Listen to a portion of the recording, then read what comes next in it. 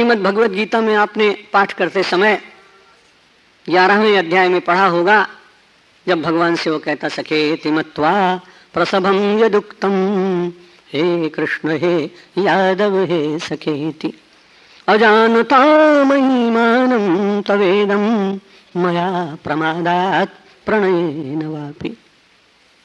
जो कुछ भी भगवान मैंने कहा यदुक्तम, हे भगवान मैं आपकी महिमा को जान नहीं पाया, लेकिन महिमा को न जानते समय भी उसने संबोधन भगवान को बहुत अच्छा दिया, सखेति, आप मेरे सखा हैं। और जहां सखा का भाव होता है वहां बहुत निकटता होती है। कई बार बालक को अपने पिता से अपनी सहायता करने के लिए मृदु वचनों में निवेदन करना पड़ता है। अन्य संबंधों में भी ऐसा होता है, पर मित्र की संपत्ति का और मित्र की विपत्ति का दोनों में सहयोगी होने के कारण वो उसे बटाने के लिए बिना सूचना के, बिना आमंत्रण के, बिना आग्रह के भी पहुंच जाता है। और इसलिए जो सखा का संबंध है वो शांति प्रदान करता है। भगवान श्री कृष्ण ने श्रीमद् भगवद गीता में कहा, त्वमेव माता च पिता त्वमेव के मानने वाले सब अच्छे हैं, त्वमेव शरणम मम देव देव, यह उच्चारण करने वाले और इस भाव में जीने वाले लोग भी बहुत अच्छे हैं। लेकिन अगर मैं संसार में सबसे अच्छा नाता किसी के साथ जोड़ना चाहता हूं तो भगवान ने कहा, सुहृदम सर्वभूतानाम ज्ञात्वा माम शांति मृच्छति। यहां सुहृद शब्द का उच्चारण किया है, जो मित्र और सखा का पर्याय है। एक बड़ी अद्भुत बात मुझे इस गीता की पंक्ति में दिखाई पड़ती है। भगवान श्री कृष्ण हमारे हैं, सनातनियों के हैं, वैदिकों के हैं, हिंदुओं के हैं। हम बड़े गौरव से उन्हें अपना भगवान मानते हैं, हमारा स्वाभिमान उसमें झलकता है। हमारे इतने षोडश कला संपन्न भगवान हमारे हैं, ये हमारे लिए बड़े गौरव की बात।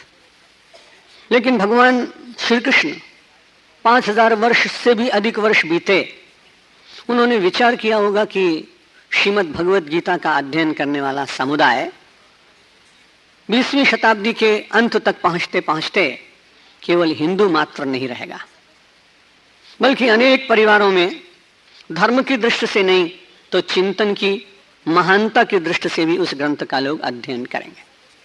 संभवतः, और संभवतः नहीं निश्चित रूप से ही भगवान की दृष्टि में अमेरिका में कृष्ण भावनामृत आंदोलन के चलाने वाले एक महिमामंत संत का भी चित्र रहा होगा, जिन्होंने श्रीमद् भगवद गीता को 50 भाषाओं में प्रकाशित कराकर और संसार के करोड़ों घरों में रखवाने का प्रयत्न किया। इस बंगाल की भूमि को धन्यवाद देना चाहिए, क्योंकि यहीं उनका जन्म हुआ, प्रभुपाद भक्ति वेदांत स्वामी। और उनके द्वारा श्रीमद् भगवद गीता का बहुत प्रचार होगा। भगवान श्री कृष्ण ने सोचा, मुझे विश्व की सब जातियों के भीतर अपने सौहार्द का स्थापन करना चाहिए, क्योंकि जातियां और भाषाएं, बोलियां और रिवाज ये बहुत वर्षों के बाद मानव के आने के बाद निर्मित हुई।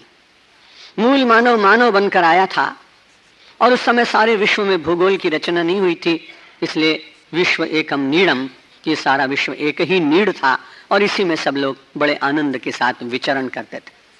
और विचरण करने वाला केवल पक्षी ही नहीं होता था, पूरे संसार में विचरण करने वाले हम सब लोग भी एक प्रकार से देखें तो विहग की भांति विचरण करते भी थे।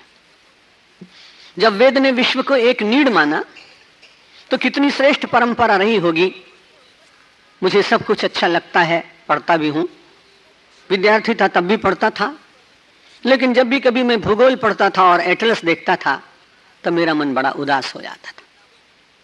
मैं सोचता था कि भूगोल का वो पहला आचार्य कैसा विचित्र रहा होगा, जिसने केवल रेखाएं खींच खींच कर इस पृथ्वी को बांट दिया।